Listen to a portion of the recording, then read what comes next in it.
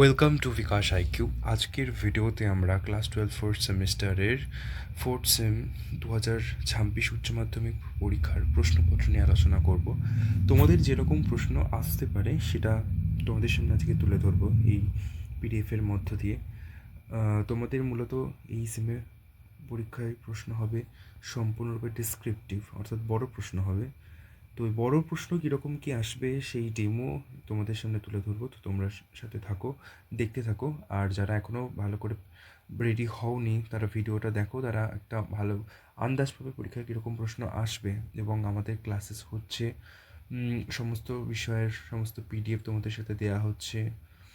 তোমরা অবশ্যই জয়েন করতে পারো, ডিসক্রিপশন বক্সে সে নাম্বার দেওয়া রয়েছে। এবং যারা অ্যাক্সেস নিতে পারছো না পেইড ব্যাচের বা সেই সকল পিডিএফের, তারা চ্যানেলের সাথে থাকো, তোমাদের সাথে ফ্রিতেও বিভিন্ন স্টাডি ম্যাটেরিয়ালস শেয়ার করা হবে, নো প্রবলেম।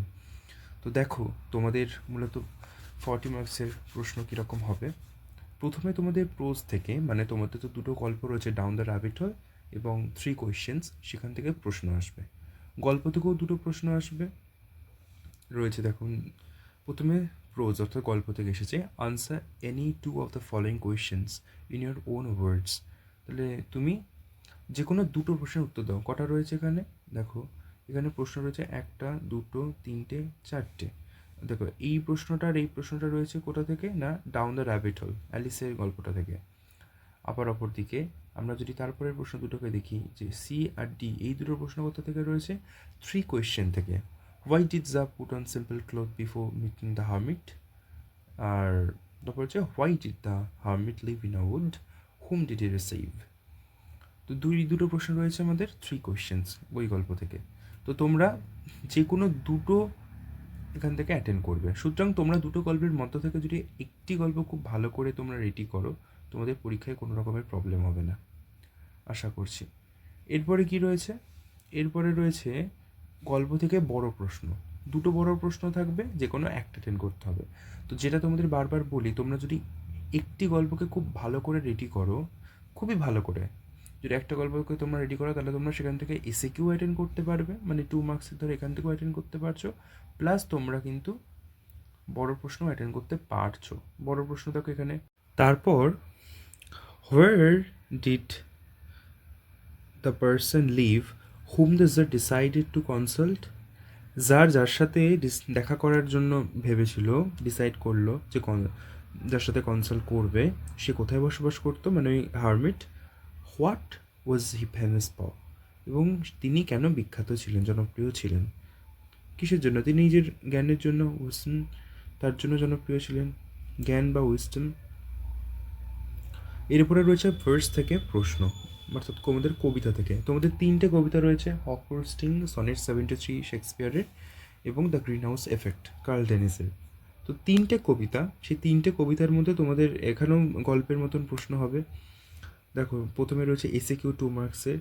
এখানেও তোমাদের দুটো অ্যাটেন্ড করতে বলেছে, answer any two of the following questions in your own words. 40টা শব্দের মধ্যে লিখলেই হবে, দুটো 2 দুগুণে 4। প্রথমে রয়েছে আমাদের হক রোস্টিং থেকে, now I hold creation in my foot. এটার মধ্য দিয়ে কী বোঝানো হচ্ছে, মানে হকটা কী বলতে চাইছে। তারপর হচ্ছে my eye has permitted no change. How does this line reflect the hawk's believe in its control over the world. এটাও তাই, এটার মধ্য দিয়েই মানে ক্ষমতার যে বিষয়টা হকের বলতে চাইছে। তারপর what does the poet mean by let them have the little time in the sun. এটা তোমাদের গ্রিন হাউস এফেক্ট থেকে রয়েছে, অর্থাৎ সূর্যের আলোয় মানে তাদের যে স্বল্প সময়ের যে রোশনাই বা খ্যাতি, সেটা তাদেরকে পেতে দাও, লেট দেম হ্যাভ। তো এটার মধ্য দিয়ে কবি কী বোঝাতে চাইছেন। এবং আরেকটি প্রশ্ন রয়েছে, যে the plains will be abandoned and giant dust bowls. এটার মধ্যে দিয়েও কী বোঝানো, মানে why will the plain states be abandoned. ওই যে সমভূমি যে রাজ্য বা স্টেটসগুলো রয়েছে, সেগুলো কেন পরিত্যক্ত বা অ্যাবান্ডেন্ট হয়ে যাবে। এরপরে রয়েছে তোমাদের গল্প থেকে, কবিতা থেকে বড় প্রশ্ন, যে কোনো একটা। পরীক্ষায় তোমাদের 3টেই আসবে, তার মধ্যে যে কোনো একটা তোমাদেরকে অ্যাটেন্ড করতে হবে। তো প্রথমে দেখো কি রয়েছে, প্রথমে তোমাদের প্রশ্ন এসেছে, justify the title of the poem. Justify the title of the poem the greenhouse effect. তোমাদের 120টা শব্দের মধ্যে লিখলেই হবে। একটা 6 মার্কের কোয়েশ্চেন অ্যাটেন্ড করতে হবে, 6 নাম্বার পাবে। তো প্রথম প্রশ্নই হলো জাস্টিফাই দ্য টাইটেল, অর্থাৎ গ্রিন হাউস এফেক্ট এই কবিতার যে নামকরণের সার্থকতা সেটা তোমাকে জাস্টিফাই করতে হবে। এইবারের প্রশ্নটা রয়েছে হক রোস্টিং থেকে। হক রোস্টিং থেকে রয়েছে, no arguments assert my right, the sun is behind me, how can this lines be interpreted as a metaphor for dictatorship or absolute authority. তোমরা যদি হক রোস্টিং থেকে ওখানে ক্ষমতা এবং ডমিনেন্সের যে থিমটা প্রকাশ পাচ্ছে সেটাকে খুব ভালো করে পড়ে যাও এবং তার সাথে কিছু গুরুত্বপূর্ণ যদি খুবই কমন কিছু এসে কেউ পড়ো 2 মার্কসের জন্য হোক, তাহলে তোমরা যে কোনো প্রশ্নে কিন্তু অ্যাটেন্ড করতে পারবে। এবং আমরা কিন্তু পেইড ব্যাচের স্টুডেন্টদেরকে কিন্তু একটি প্রপার নোট, একটি থেকে হার্ডলি 2টি, সেটা কিন্তু সাজেস্ট করি। এবার যারা খুব অ্যাডভান্সড বলো, যারা খুব ভালো বা যারা মনে হয় যেন আমি সবটুকু পড়বো সবটুকু জানবো, তাদের জন্য অন্য কথা, তাদেরকে বললো সবটুকু পড়ো, তাদের সবটুকু পড়া, সবারই সবটা পড়া উচিত। বাট যারা সেটা চাইছে না, তাই বলে একটা ভালো করে নোট পড়লেও কিন্তু চলে। আমরা কিন্তু সেটা অবভিয়াসলি পেইড ব্যাচেও স্টুডেন্টসদেরকে সেটা কিন্তু প্রোভাইড করে থাকি, বা তোমাদের সামনেও সেগুলো আমরা প্রোভাইড করি, study materials free of cost. তো তোমরা দেখতে থাকো। এরপর তোমাদের সাথে ড্রামা থেকে আমরা কোয়েশ্চেন্স দেখে নেবো। দেখো, ড্রামা থেকে অর্থাৎ তোমাদের যে প্লেটা রয়েছে রাইডার্স টু দ্য সি, সেখান থেকে কী রকমের প্রশ্ন আসতে পারে। এখান থেকে তোমাদের 2টো প্রশ্ন দেবে এবং সেই 2টোর মধ্যে যে কোনো একটি অ্যাটেন্ড করতে হবে। Answer any one of the following questions in your own ওয়ার্ডস। নিজের শব্দে লেখো। না 5 মার্কসের জন্য 100 থেকে 120টা শব্দ, মানে হার্ডলি তোমরা 150 শব্দ হয়তো যেতে পারো, এর ওপর যেও না, আর পরীক্ষার সময় প্রবলেম হবে তাহলে তোমাদের। তো দেখো, প্রথম কোয়েশ্চেনটা এখানে দিয়েছে না, analyse the title of the play Riders to the sea. এই যে নাটকটা রয়েছে তার টাইটেলটা এখানেও দেয়, সে জাস্টিফাই করা বা অ্যানালাইজ করা, তোমাকে ব্যাখ্যা করতে হবে। I must go now quickly, স্পিকারকে, and where was the speaker determined to go, what was the purpose, এবং স্পিকার কেন সেখানে যেতে চেয়েছিল, কোন কারণে সেরকম ডিটারমাইন হয়েছিল, অ্যান্ড উদ্দেশ্য কী ছিল। Where was the speaker determined to go, তিনি কোথায় যাওয়ার জন্য সিদ্ধান্ত নিয়েছিলেন এবং সেখানে যাওয়ার উদ্দেশ্য কী ছিল।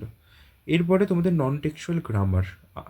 পুরোনো সিলেবাসে তোমাদের গ্রামার থাকতো টেক্সচুয়াল, কিন্তু এখন যেটা বিষয়, এখন টুইস্ট হলো নন টেক্সচুয়াল, অর্থাৎ তোমাদের যে বাক্যগুলো থাকবে সেগুলো কোনো তোমাদের টেক্সটের গল্প বা কবিতার লাইন তুলে দিয়ে প্রশ্ন হবে না। কিন্তু আগের ওল্ড সিলেবাসে গল্প কবিতার অর্থাৎ টেক্সটের লাইন তুলে প্রশ্ন আসতো, সেটা থেকে কোনো গ্রামাটিক্যাল কোয়েশ্চেন আসতো, যেমন সনেট থেকে তোমাদের এলো বা হক রোস্টিং থেকে এলো বা 3 কোয়েশ্চেন থেকে এলো, সেটা এখন আর আসবে না। তো তোমাদের জয়নিং আসবে, স্প্লিটিং আসবে, ন্যারেশন চেঞ্জ আসতে পারে, আর্টিকেল প্রপোজিশন আসতে পারে, এরো কারেকশন আসতে পারে, এই প্রত্যেকটা জিনিসই তোমাদেরকেও শিখতে হবে। তো এখানে প্রথম প্রশ্নটা এসেছে, দেখো কিনা joining, join into a compound sentence. এরপরের প্রশ্ন কি রয়েছে, অরে না স্প্লিটিং আছে। এরপরে তোমাদের রয়েছে আর্টিকেল প্রিপোজিশন, যেটা তোমরা ছোট থেকেই শিখে আসছো। এরকম আর্টিকেল প্রিপোজিশন তোমাদের 1টা 2টো 3টে থাকবে, তার জন্য 3 মার্কস। আর স্প্লিটিং জয়েনিংয়ের জন্য তোমাদের থাকবে 2 মার্কস। এরপরে তোমাদের রয়েছে রাইটিং। রাইটিংয়ে তোমাদের কি থাকছে, রাইটিং তোমাদের প্রথমে 10 নম্বরের জন্য থাকবে এসে রাইটিং। যেমন ধরো এখানে এসে রাইটিংটা রয়েছে, the internet is uses and abuses, অর্থাৎ ইন্টারনেটের ব্যবহার এবং এর কি অপব্যবহার রয়েছে, অ্যাবিউসেসগুলো রয়েছে, সেগুলো এখানে কিছু পয়েন্ট দেওয়া রয়েছে, সেগুলোকে তোমরা ইউজ করতে পারো। Connects globally, education, easy access to information, entertainment, buying and selling, তারপর অবসাইনিটি, সাইবার ক্রাইমস। তো এই বিষয়গুলো যখনই কোনো এরকম এসে লিখছো যার ভালো দিক খারাপ দিক, সেটা তোমাকে পয়েন্ট করে তুমি যত এক্সপ্লেন করতে পারবে ততই ভালো। আর চেষ্টা করবে যদি পারো তো রাইটিংয়ের মধ্যে কোনো বিখ্যাত কোনো মানুষের কোটেশন, মন্তব্য, তো Einstein, Stephen Hawking, Mahatma Gandhi, Vivekananda, বা বর্তমান সময়েরও যদি খুব উল্লেখযোগ্য কোনো মানুষ হন, শিক্ষাবিদ হন বা কোনো সায়েন্টিস্ট হন, তাদেরও তুমি কোটেশন হুবহু দিতে পারো। তোমরা 10 মার্কসের জন্য রাইটিং অ্যাটেন্ড করবে, এসে রাইটিং, অথবা কেউ যদি মনে করে এসে রাইটিং অ্যাটেন্ড করবে না, তাহলে তাকে 5+5 মার্কসের জন্য অ্যাটেন্ড করতে হবে, নয় ইমেল রাইটিং আর না হলে দুটোই অ্যাটেন্ড করতে হবে, ইমেল রাইটিং প্লাস ব্লগ, অর্থাৎ ইমেল প্লাস ব্লগ, এই দুটো। তো তোমাদের ইমেল রাইটিং অ্যাটেন্ড করতে হবে অথবা ব্লগ রাইটিং দুটোই অ্যাটেন্ড করতে হবে, এবং সেটা 5+5 মার্কসের জন্য। তাহলে তোমরা যদি এসে রাইটিং অ্যাটেন্ড করো তাহলে 10 মার্কস, আর তোমরা যদি এসে রাইটিং অ্যাটেন্ড না করো তাহলে তোমাদের অ্যাটেন্ড করতে হবে ব্লগ রাইটিং এবং ইমেল রাইটিং। দেখো এখানে রয়েছে ইমেল রাইটিং, আর এইটা হলো তোমাদের ব্লগ রাইটিং, এটাও 5 মার্কসের, এবার ইমেল রাইটিং এটাও 5 মার্কসের।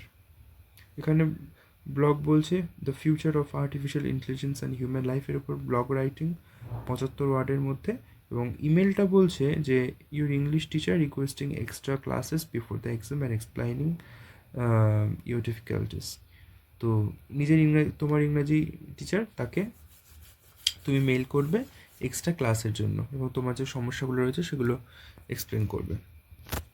তো 5+5 তোমাকে এরকম রাইটিং অ্যাটেন্ড করতে হবে। আর কেউ যদি এরকম অ্যাটেন্ড না করো তাহলে সরাসরি 10 মার্কসের জন্য তাকে এসে অ্যাটেন্ড করতে হবে।